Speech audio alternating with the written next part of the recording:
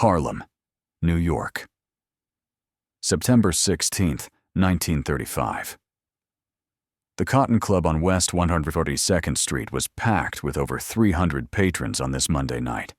The stage show was in full swing. Illegal whiskey flowed freely. The wealthy white downtown crowd mixed with gangsters and politicians in the kind of scene that made the Cotton Club simultaneously the most glamorous and most dangerous nightclub in New York. The music was loud, the conversation louder, and nobody was paying particular attention to the table near the back, where Ellsworth Bumpy Johnson sat alone, nursing a bourbon and watching the show with the quiet intensity that characterized everything he did. Nobody noticed, that is, until Dutch Schultz stood up from his reserved table near the stage, his face flushed red from expensive whiskey and from the rage that had been building in him all evening, and began stomping across the club toward where Johnson sat. If you're watching this story about the insult that started Harlem's bloodiest week, drop a comment telling us what city or country you're watching from, and subscribe so you never miss the dark stories that shaped the American underworld. Dutch Schultz reached Johnson's table and didn't lean down to have a quiet conversation. Instead, Schultz slammed his hand down on Johnson's table so hard the bourbon glass jumped and spilled, and he shouted loud enough that people across the club stopped their conversations to listen. Loud enough that the band faltered and the music died. Loud enough that every single person in the Cotton Club heard every word. "You've got some nerve showing your face in here tonight, boy. You think you're somebody. You think running a few penny anti-policy banks in Negro Town makes you a real gangster. I've been trying to be reasonable with you people, trying to give you coloreds a chance to work for me and make something of yourselves, but you're too stupid to understand when somebody's doing you a favor." The entire club went silent. 200 people stopped talking, stopped moving, stopped breathing because Dutch Schultz, the most powerful bootlegger in New York, the man whose organization generated $20 million annually, was publicly berating Bumpy Johnson, using language so racist and so contemptuous that even in 1935, even in a whites-only nightclub in the middle of Harlem, people were shocked by the naked hatred in Schultz's voice. Then Schultz said it. The word. The racial slur that couldn't be taken back. "You're nothing but an uppity N-word who needs to remember his place. And if you don't get out of my territory, if you don't start paying tribute to me like every other N-word in Harlem, I'm going to teach you and your entire race a lesson about who really runs this city." Bumpy Johnson didn't stand up, didn't reach for the .45 automatic he carried, didn't make any threatening gesture at all. He just looked up at Schultz with eyes that showed no emotion whatsoever. No anger, no fear, no reaction to the slur or the insult. And then Johnson spoke, his voice so quiet that people had to strain to hear it. So calm that it seemed completely disconnected from the fury Schultz was displaying. So cold that several witnesses later described it as the most frightening thing they'd ever heard. "You've got 7 days to get every one of your people out of Harlem. After that, any white man I find running policy in my neighborhood dies. You want to insult me in public? You want to call me names in front of all these people? That's fine. That's your choice. But choices have consequences, Mr. Schultz. And the consequence of disrespecting Bumpy Johnson is that your people start dying. Not arrested, not beaten, dead. You've got 7 days. Use them wisely." Schultz threw back his head and laughed, a huge, genuine laugh that filled the silent club. 7 days. This N-word is giving me 7 days. You hear that, everybody? The boy thinks he can give Dutch Schultz ultimatums. That's the funniest thing I've heard all week. He turned back to Johnson. "In 7 days, you'll be working for me, or you'll be dead. Those are your only options. There's no third choice where you somehow win because N-words don't win against white men. That's just how the world works." Johnson didn't respond. He simply picked up what remained of his bourbon, drained the glass, stood up slowly, and walked toward the exit. The crowd parted for him like he was contagious. Johnson walked past Schultz without looking at him, walked out of the Cotton Club into the Harlem night, and disappeared into the darkness. Schultz watched him go, still chuckling, still shaking his head. He returned to his table, ordered another drink, and spent the rest of the evening recounting the story to anyone who would listen. How he'd put that uppity-colored boy in his place. How Johnson had just sat there, taking it like all coloreds do, when white men remind them who's really in charge. Dutch Schultz went to bed that night, believing he'd won, believing he'd publicly humiliated his last serious opponent in Harlem, believing the conflict was essentially over. 6 hours and 43 minutes later, the first body was discovered. Vincent Clutch Mello, 38 years old, was one of Schultz's most effective policy collectors in central Harlem. He'd been doing the work for 18 months, was known for being tough and reliable, had beaten several runners who'd tried to skim money. Mello finished his Monday night collections around 11 p.m., accumulated about $4,000 in cash and hundreds of betting slips, and was supposed to deliver everything to Schultz's main policy bank before going home. Mello never made that delivery. At approximately 11:15 p.m. Monday night, while Schultz was still at the Cotton Club bragging about how he'd humiliated Bumpy Johnson, 3 of Johnson's men intercepted Mello's car on a quiet side street, forced him off the road at gunpoint, dragged him from the vehicle. They drove him to an abandoned warehouse, a place where the walls were thick enough that screams wouldn't carry to neighboring buildings. What happened in that warehouse over the next several hours was designed not just to kill Mello, but to send a message. They started with his hands, used a hammer to systematically break every finger, crushing the bone slowly, while Mello screamed and begged. Then they moved to his face, beat him with fists and small clubs, breaking his nose and his jaw, knocking out teeth. Between the beatings, they asked him questions. "You know why this is happening to you, Vincent? You know what your boss did tonight? He disrespected our people, called us names, treated us like we're nothing. And you work for him. You collect money for him. You help him take over our neighborhood. So you pay for his mistakes." Mello tried to bargain, offered to quit working for Schultz immediately, offered to give them information, offered money and cooperation. But the men torturing him weren't interested. This wasn't about getting information. This was about killing Mello in a way that would terrify the other 7 people on Johnson's list. After hours of torture, they cut his throat, used a large knife to slice so deeply that the blade scraped against vertebrae. They stuffed Mello's body into a large metal garbage drum, drove the drum to an alley where they knew it would be discovered during morning sanitation rounds. Before leaving, they pinned a note to Mello's shirt. The note was written in block letters. 1 down, 7 to go. Leave Harlem. At 6:23 a.m., Tuesday morning, sanitation worker James Robertson found the drum, opened it, discovered Mello's corpse, and immediately began shouting for help. Police arrived, pulled Mello's body from the drum, saw the extent of the injuries, read the note, and immediately understood they were looking at the beginning of a gang war. This is where Harlem's deadliest week truly begins. If you're still watching, comment below what city you're from and hit subscribe, because the next 6 days get even darker.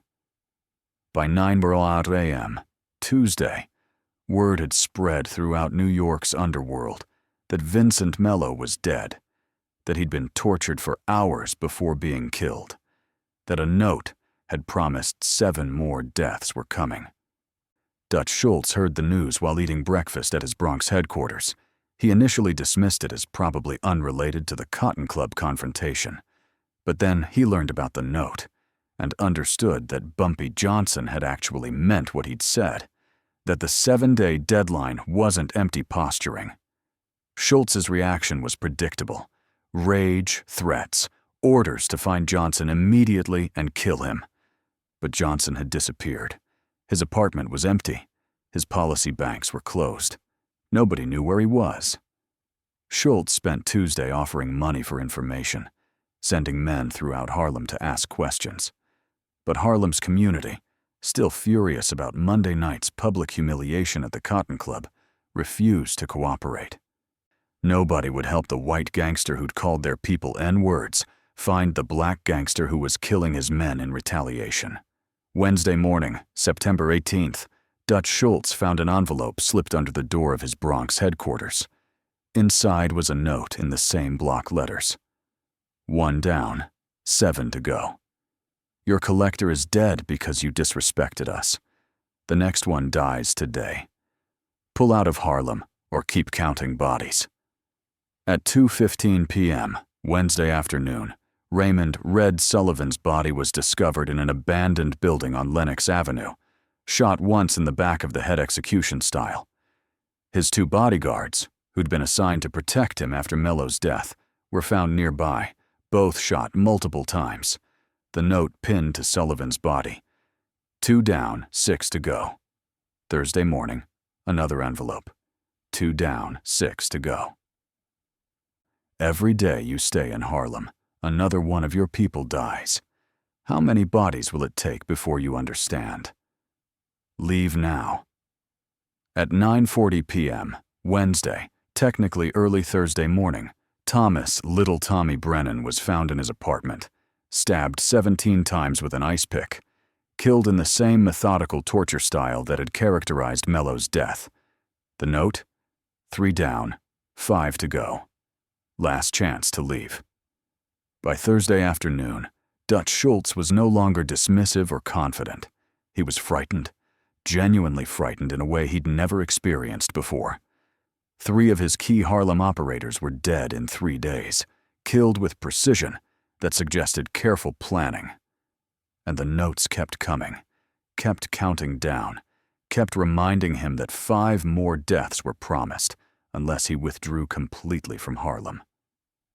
Thursday evening, another envelope. 3 down, 5 to go. The next one dies tomorrow, then 4 more after that. Or you can pull out of Harlem today and nobody else has to die. Your choice.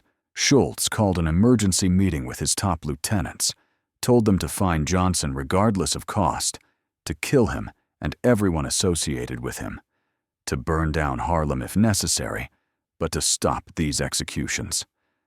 But finding Johnson remained impossible, and Schultz's remaining Harlem operators were terrified, understanding that 5 of them were still on the list. Friday brought 2 more deaths. Anthony Little Tony, Benedetto beaten to death in an alley. Joseph, Joey numbers. Catalano shot in the face in a crowded restaurant, while dozens of witnesses watched 2 colored men calmly walk in, execute him, and walk out. The notes: 5 down, 3 to go, and 6 down, 2 to go. Leave now or die. Saturday morning, Harold Bunny Weinstein, one of Schultz's top lieutenants who'd been coordinating the Harlem operation, was found shot in the back of the head in his car in Midtown Manhattan, killed in broad daylight in one of the busiest parts of the city. The note: 7 down, 1 to go. Your weekend's tomorrow. Dutch Schultz spent Saturday in a state of near panic, barricaded in his Bronx headquarters, surrounded by bodyguards. His remaining Harlem operator, Patrick O'Brien, spent Sunday in a safe house in the Bronx, protected by 4 armed guards. But at 8:47 p.m., Sunday evening, a woman knocked on the door claiming to have the wrong apartment. When a guard opened the door, she threw a gasoline bomb inside. The apartment erupted in flames. The guards ran for the back exit and were immediately cut down by shotgun fire from men waiting in the alley. O'Brien tried to escape through a window, but was shot before he could climb through. When firefighters extinguished the blaze and recovered O'Brien's badly burned corpse, they found a note partially burned, but still legible. 8 down, 0 to go. Harlem belongs to Harlem. Don't ever disrespect black people. Leave and never come back. Monday morning, September 23rd, Dutch Schultz received his final message from Bumpy Johnson. 8 of your men are dead.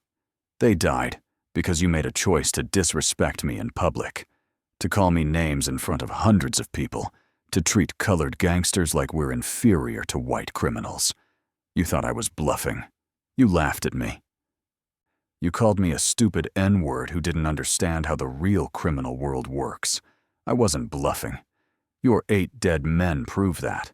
You have 24 hours to close every operation you have in Harlem. After that, I start killing your people everywhere. Not just Harlem. Bronx, Brooklyn, Manhattan. 1 per day until you're completely out of our neighborhood. Before we finish this story, if you made it this far, drop a comment telling us what country you're watching from and subscribe, because organized crime history has stories darker than you can imagine. By Tuesday evening, every one of Dutch Schultz's Harlem operations had been shut down. He'd pulled his people out completely, abandoned 18 months of work and substantial investment, retreated from Harlem rather than continue losing men to an opponent who demonstrated the capability and the will to kill indefinitely. The story spread throughout New York's criminal underworld. Dutch Schultz had publicly humiliated Bumpy Johnson at the Cotton Club, had called him racial slurs in front of 200 witnesses. And within 7 days, 8 of Schultz's men were dead, and Schultz had been driven out of Harlem by a black gangster who'd proven that disrespect carried fatal consequences. The lesson lasted not just years, but generations. White gangsters who dealt with black operators after 1935 were careful about language, careful about displays of contempt, careful about assuming racial superiority gave them license to treat colored criminals as inferiors. Because everyone remembered what happened to Dutch Schultz when he forgot that respect flows both ways. Bumpy Johnson emerged from hiding on Tuesday, September 24th, walking casually down Lenox Avenue, like he'd never been gone. When reporters asked about the 8 murders, Johnson's response was simple. I don't know what you're talking about, but I'll say this. Harlem protects its own. Anybody who comes here disrespecting our people, calling us names, treating us like we're nothing, they learn that choices have consequences. Dutch Schultz made his choice Monday night at the Cotton Club. He chose to disrespect me in public, and he paid for that choice with 8 of his people. That's just how it works. You disrespect black people, you pay the price. Dutch Schultz never returned to Harlem. 1 month later, October 23rd, 1935, Schultz himself was killed in Newark by hitmen sent by other white gangsters who decided he was too reckless, too dangerous, too likely to bring heat on all of them. And Bumpy Johnson took over Schultz's former operations, built them into an empire, and became a legend. Not just because he'd driven out Dutch Schultz, but because he'd established a principle that would govern criminal interactions for the next century. Don't ever disrespect black people. Not in public, not in private, not if you want to keep breathing. 8 bodies in 7 days. A message written in blood that New York's underworld never forgot.